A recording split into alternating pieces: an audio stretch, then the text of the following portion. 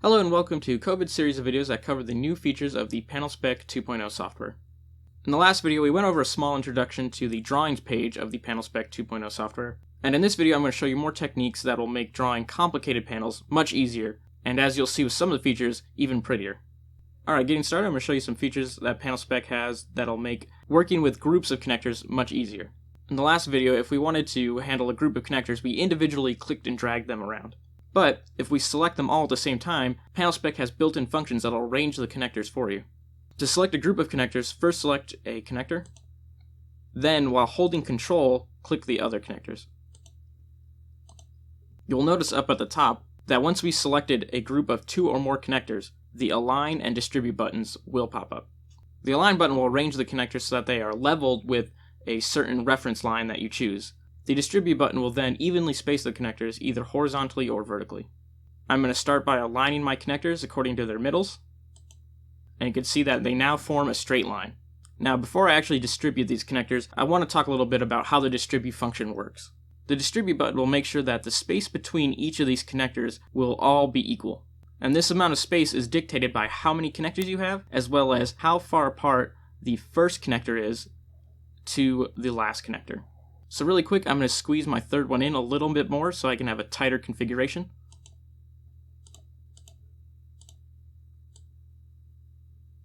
You'll see that once I use the distribute function, the offset of the second connector will be removed and it will be centered between the first and the third connector.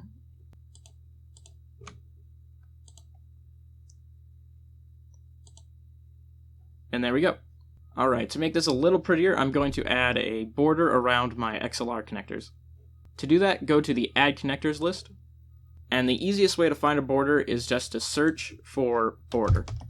The particular size I want is a border for 3 XLR connectors, and so I'm just going to add that.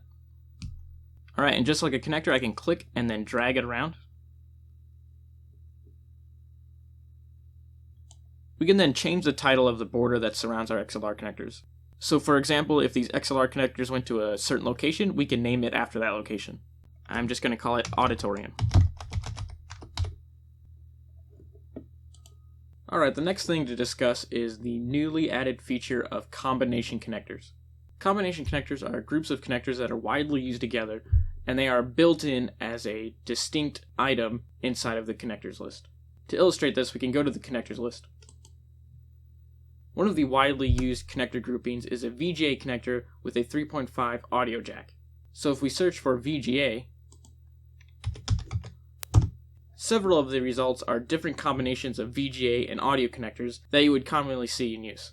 So if we choose one from the list and add it to our panel, you'll see that it contains a VGA connector, a 3.5 audio connector, and a border with a title. In addition to the VGA and audio combination, there are other combinations that include RCAs and HDMIs. I'm just going to move this combination connector out of the way. And that brings us to the final part of this tutorial, where we'll cover more of the decorative elements like text lines and logos. Text lines are added just like connectors from the connectors list. If you come to the connector filter and go down to text, we can easily find the text line item. I'm just going to add one for demonstration. And in the engraving field, we can add whatever text we want. So you can see it better, I'm just going to enlarge it. And just like connectors, we can drag and drop our text line wherever we want. If we go back to the connector list, we can find the logo item. Depending on how many colors your logo has, you want to select the right logo item. And if you look at the description, it says 1 color, 2 color, or 3 colors. I will be using COVID's logo as a demonstration, so I only need 2 colors. Logos and text lines are a little different from connectors in that when you drag or move a logo, you can actually move it outside of the green box. This makes it so that your logo does not take up space that would otherwise be used by more connectors. To add your logo to the logo item, you need the URL of an image. If your company has a website, it's very easy to get. For example, if I go to covid.com, and then I right-click on our logo, I can simply press Copy Image Address, then come back to PanelSpec 2.0, and paste that address inside of the URL field. You'll see that the image is automatically refreshed into the logo item. And if the aspect ratio seems a little off, you can simply adjust the width and the height to your liking. And that just about sums up all the features of the drawings page. In this tutorial, we covered align, distribute, borders, combination connectors, text lines, and logos. In the next video, we'll cover how to create a quote and submit an order. Thank you so much for watching, and have a great day.